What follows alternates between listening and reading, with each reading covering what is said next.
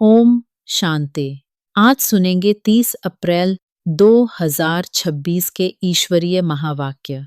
पहले सुनते हैं मुरली के मुख्य पॉइंट्स। बाबा ने कहा, यह वंडरफुल यूनिवर्सिटी है जिसमें बिगड़ी को बनाने वाला भोलानाथ बाप टीचर बनकर तुम्हें पढ़ाते हैं। निराकार बाप साकार द्वारा रचना के आदि मध्य अंत का राज्य समझाते हैं। बाबा ने कहा, इस कयामत के समय में सबको लक्ष्य दो कि हे आत्माएं अब पावन बनो। पावन बनने बिगर वापस जा नहीं सकते। आधा कल्प का रोग मिटाने के लिए 7 रोज भट्ठी में रहो। पतितों के संग से दूर रहो, तब ज्ञान की धारणा हो। बाबा ने कहा, शिव और शंकर एक नहीं हैं। भोलानाथ शिव ही बिगड़ी को बनाने वाला है। बाप कहते हैं, मैं साधारण बूढ़े तन में आता हूं। यह पुरानी दुनिया और पुराने संबंध खत्म होने वाले हैं, इसलिए खत्म होने वाली चीज से दिल हटाओ। बाबा ने कहा, फालतू बातों में बुद्धि नहीं जानी चाहिए। बाप से योग लगाओ और चक्र को जानो। याद से ही पाप नष्ट होंगे। जो बाप के लिए जास्ती सर्विस करते हैं वह जास्ती प्यारे लगते हैं। अब सुनते हैं महावाक्यों को विस्तार से। मुरली का सार। मीठे बच्चे, तुम्हारी यह वंडरफुल यूनिवर्सिटी है जिसमें बिगड़ी को बनाने वाला भोलानाथ बाप टीचर बनकर तुम्हें पढ़ाते हैं। आज का प्रश्न है, इस कयामत के समय में तुम बच्चे सभी को कौन सा लक्ष्य देते हो? उत्तर है, हे आत्माएं, अब पावन बनो। पावन बनने बिगर वापस जा नहीं सकते। आधा कल्प का जो रोग लगा हुआ है उससे मुक्त होने के लिए तुम सबको 7 रोज भट्ठी में बिठाते हो। पतितों के संग से दूर रहे, कोई भी याद ना आए, तब कुछ बुद्धि में ज्ञान की धारणा हो। आज का गीत है, तूने रात गंवाई। ओम शांति। यह बच्चों को किसने कहा? क्योंकि स्कूल में बैठे हुए हो तो जरूर टीचर ने कहा। प्रश्न उठता है, यह टीचर ने कहा, बाप ने कहा, व सद्गुरु ने कहा, यह वर्शंस किसने कहे? बच्चों को बुद्धि में पहले पहले यह आना चाहिए कि हमारा बेहद का बाप है जिसको परमपिता परमात्मा कहा जाता है।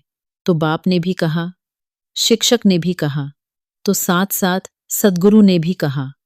यह तुम्हारी बुद्धि में है।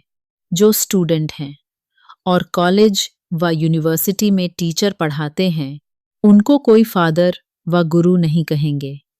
यह भी पाठशाला, फिर यूनिवर्सिटी कहो व कॉलेज कहो, है तो पढ़ाई ना। पहले पहले यह समझना है, पाठशाला में हमको कौन पढ़ाते हैं? बच्चे जानते हैं, वह निराकार जो सभी आत्माओं का बाप है, सर्व का सद्गति दाता है, वह हमको पढ़ा रहे हैं।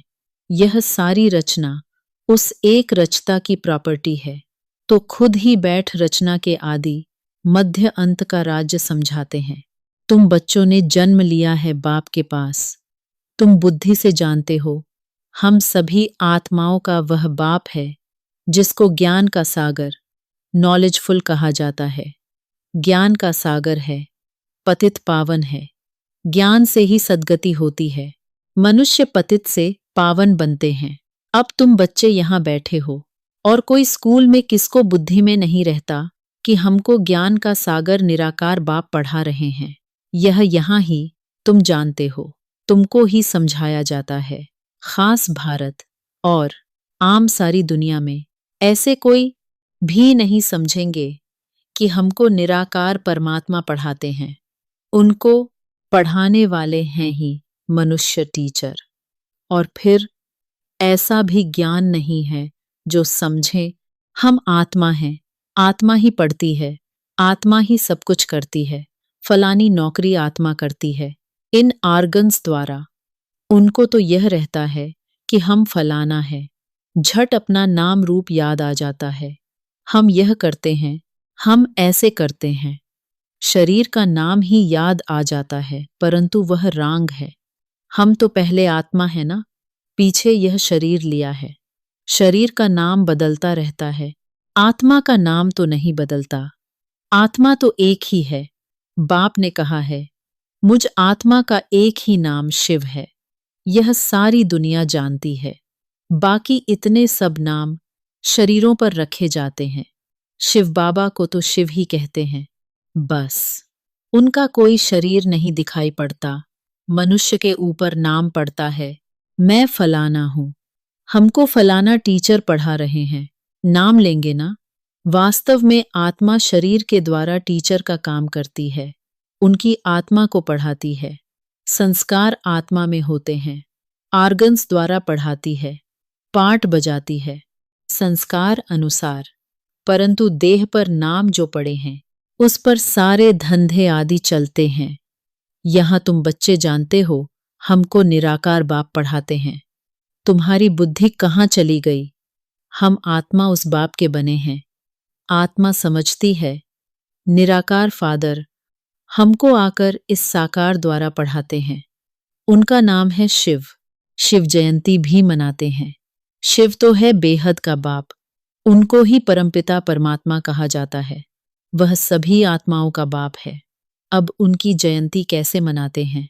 आत्मा शरीर में प्रवेश करती है, वह गर्भ में आती है, ऊपर से आती है। यह किसको मालूम नहीं पड़ता। क्राइस्ट को धर्म स्थापक कहते हैं। उनकी आत्मा पहले पहले ऊपर से आनी चाहिए। सतो प्रधान आत्मा आती है। कोई भी विकर्म किया हुआ नहीं है।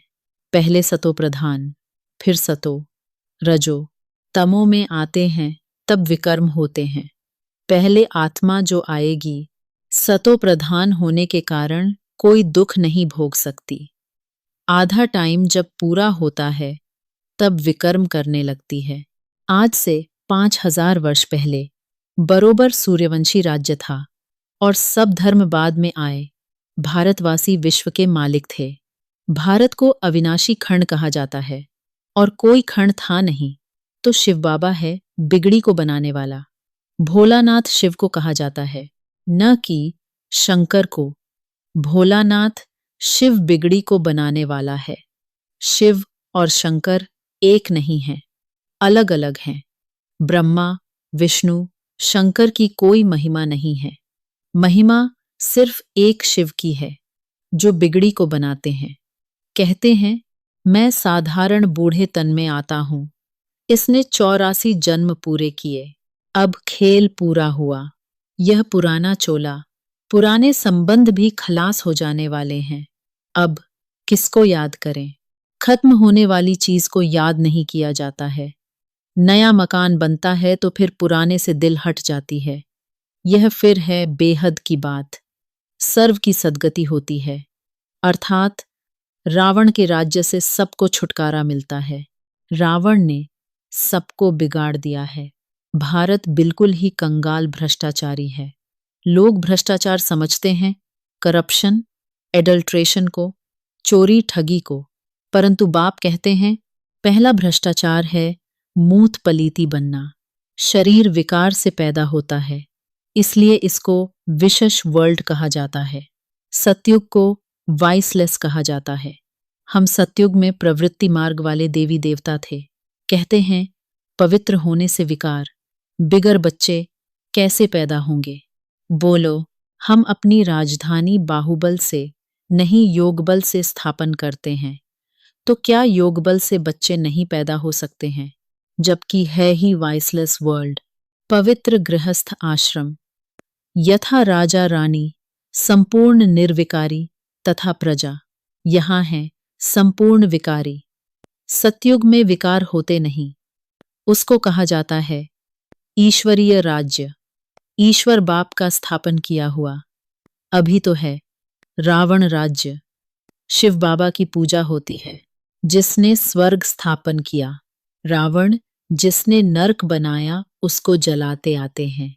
द्वापर कब शुरू हुआ, यह भी किसको पता नहीं है। यह भी समझ की बात है। यह है ही तमोप्रधान आसुरी दुनिया, वह है ईश्वरीय दुनिया। उसको स्वर्ग दैवी पावन दुनिया कहा जाता है। यह है नरक पतित दुनिया। यह बातें भी समझेंगे वही जो रोज पढ़ेंगे। बहुत कहते हैं फलानी जगह स्कूल थोड़े ही है। अरे हेड ऑफिस तो है ना। तुम आकर डायरेक्शन ले जाओ। बड़ी बात तो नहीं है। सृष्टि चक्र को सेकेंड में समझाया जाता है। सतयुग, त्रेता, पास्ट हो गया, फिर द्वापर, कलयुग, यह भी पास्ट हुआ। अभी है संगम युग। नई दुनिया में जाने के लिए पढ़ना है।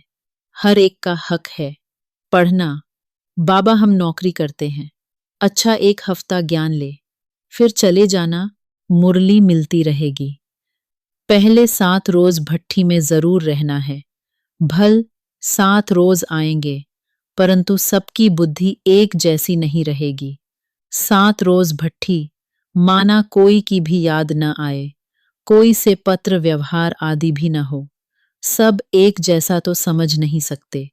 यहाँ पतितों को पावन बनना है। यह पतितपना भी रोग है।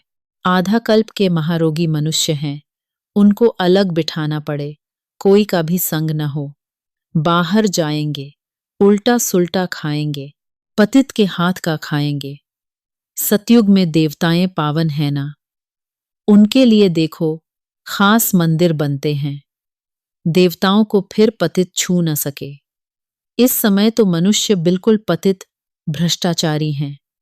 शरीर विष से पैदा होता है, इसलिए इनको भ्रष्टाचारी कहा जाता है। सन्यासियों का भी शरीर विष से बना हुआ है। बाप कहते हैं, पहले आत्मा को पवित्र होना है, फिर शरीर भी पवित्र चाहिए। इसलिए पुराने इम्प्योर शरीर सब विनाश हो जाने हैं, सबको वापस जाना है। यह है कयामत का समय, सबको पवित्र बन वापस जाना है। भारत में ही होलिका मनाते हैं।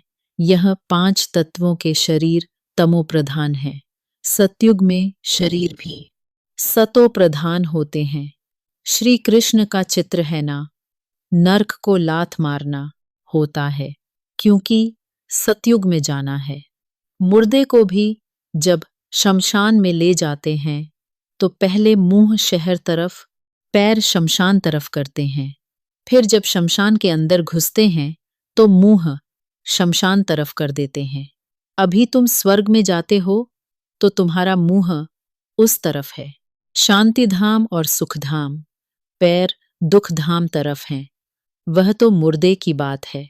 यहाँ तो पुरुषार्थ करना होता है। स्वीट होम को याद करते करते तुम आत्माएं स्वीट होम में चली जाएंगी। यह है बुद्धि की प्रैक्टिस। यह बाप बैठ सब राज्य समझाते हैं। तुम जानते हो, अभी हम आत्माओं को जाना है घर। यह पुराना चोला, पुरानी दुनिया है।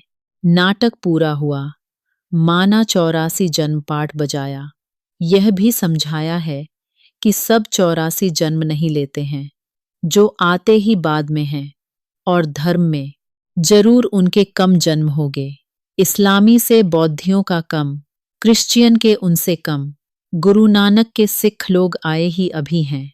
गुरु नानक को 500 वर्ष हुआ तो वह थोड़े ही 84 जन्म लेंगे।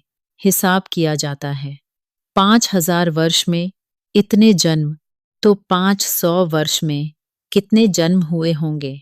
12-13 जन्म। क्राइस्ट के 2000 वर्ष होंगे तो उनके कितने जन्म होंगे? आधा से भी कम हो जाएंगे। हिसाब है ना, इसमें कोई कितने एक्यूरेट नहीं कह सकते। इन बातों में डिबेट करने में जास्ती टाइम वेस्ट नहीं करना है। तुम्हारा काम है बाप को याद करना। फालतू बातों में बुद्धि नहीं जानी चाहिए। बाप से योग लगाना, चक्र को जानना है। बाकी पाप नष्ट होंगे याद से। इसमें ही मेहनत है। इसलिए भारत का प्राचीन योग कहते हैं, जो बाप ही सिखाते हैं। सतयुग, त्रेता में तो योग की बात ही नहीं। फिर भक्ति मार्ग में हठयोग शुरू होता है। यह है सहज राजयोग। बाप कहते हैं, मुझे याद करने से पावन बनेंगे। मूल बात याद की है। कोई भी पाप नहीं करना है। देवी देवताओं के मंदिर हैं, क्योंकि पावन हैं। पुजारी लोग तो पतित हैं। पावन देवताओं को स्नान आदि कराते हैं। वास्तव में पतित का हाथ भी नहीं लगना चाहिए। यह सब है भक्ति मार्ग का रस्म रिवाज। अभी तो हम पावन बन रहे हैं, पवित्र बन जाएंगे तो फिर देवता बन जाएंगे। वहां तो पूजा आदि की दरकार नहीं रहती। सर्व का सद्गति दाता है ही एक बाप, उनको ही भोलानाथ कहते हैं। मैं आता हूं पतित दुनिया, पतित शरीर में, पुराने रावण राज्य में। हाँ, कोई के भी तन में प्रवेश कर मुरली चला सकते हैं। इसका मतलब यह नहीं कि सर्वव्यापी है, हरेक में तो अपनी अपनी आत्मा है। फार्म में भी लिखवाया जाता है, तुम्हारी आत्मा का बाप कौन है, परंतु समझते नहीं हैं। आत्माओं का बाप तो एक ही होगा। हम सब ब्रदर्स हैं, फादर एक है, उनसे वर्षा मिलता है जीवन मुक्ति का। वही लिबरेटर, गाइड है, सभी आत्माओं को ले जाएंगे स्वीट होम। इसलिए पुरानी दुनिया का विनाश होता है। होलिका होती है ना, शरीर सब खत्म हो जाएंगे, बाकी आत्माएं सब वापस चली जाएंगी। सतयुग में तो फिर बहुत थोड़े होंगे। समझना चाहिए कि स्वर्ग की स्थापना कौन कराते हैं, कलयुग का विनाश कौन कराते हैं। सो तो क्लियर लिखा हुआ है। कहते हैं मिठरा घुरत घुराए, यानी प्यार करो तो प्यार मिलेगा। बाप कहते हैं जो मेरे अर्थ बहुत सर्विस करते हैं, मनुष्य को देवता बनाने की, वह जास्ती प्यारे लगते हैं। जो पुरुषार्थ करेंगे वही ऊंच वर्षा पाएंगे। वर्षा आत्माओं को पाना है परमात्मा बाप से। आत्म अभिमानी बनना पड़े। कई बहुत भूलें भी करते हैं, पुरानी आदतें पक्की हो गई हैं, तो कितना भी समझाओ वह छूटती नहीं। उससे अपना ही पद कम कर देते हैं। अच्छा, मीठे मीठे सिकील्धे बच्चों प्रति मात पिता, बाप दादा का याद प्यार और गुड मॉर्निंग। रूहानी बाप की रूहानी बच्चों को नमस्ते। धारणा के लिए मुख्य सार। पहला पॉइंट है, किसी भी बात की डिबेट में अपना टाइम वेस्ट नहीं करना है। व्यर्थ की बातों में बुद्धि जास्ती न जाए। जितना हो सके याद की यात्रा से विकर्म विनाश करने हैं। आत्म अभिमानी रहने की आदत डालनी है। दूसरा पॉइंट है, इस पुरानी दुनिया से अपना मुंह फेर लेना है। शांतिधाम और सुखधाम को याद करना है। नया मकान बन रहा है तो पुराने से दिल हटा लेनी है। वरदान है, ईश्वरीय कुल की स्मृति द्वारा माया का सामना करने वाले सदा समर्थ स्वरूप भव। किसी भी कार्य में सफलता प्राप्त करनी है तो पहले स्मृति द्वारा समर्थी स्वरूप बनो। समर्थी आने से माया का सामना करना सहज हो जाएगा। जैसी स्मृति होती है वैसा स्वरूप बन जाता है। इसलिए सदा पावरफुल स्मृति रहे कि जब तक यह ईश्वरीय जन्म है तब तक हर सेकंड, हर संकल्प, हर कार्य ईश्वरीय सेवा पर हूं। हमारा यह ईश्वरीय कुल है। यह स्मृति की सीट सर्व कमजोरियों को समाप्त कर देगी। आज का स्लोगन है, सत्य समय प्रमाण स्वयं सिद्ध होता है, उसे सिद्ध करने की आवश्यकता नहीं। आज के अव्यक्त इशारे। महान बनने के लिए मधुरता और नम्रता का गुण धारण करो। मेजॉरिटी के सामने सर्विस में बाधा डालने वाला मुख्य विघ्न आता है। मैंने यह किया, मैं ही यह कर सकता हूं। यह मैनपन आना, इसको ही कहा जाता है। ज्ञान का अभिमान, बुद्धि का अभिमान, सर्विस का अभिमान, इन रूपों में ही विघ्न आते हैं। इस प्रकार के विघ्नों को समाप्त करने के लिए सदा एक शब्द याद रखना कि मैं निमित्त हूं। निमित्त बनने से ही निराकारी, निरहंकारी और नम्रचित निःसंकल्प अवस्था में रह सकते हैं। यही धारणाएं वायुमंडल को निर्विघ्न बना देती हैं। ओम शांति मीठे बच्चे।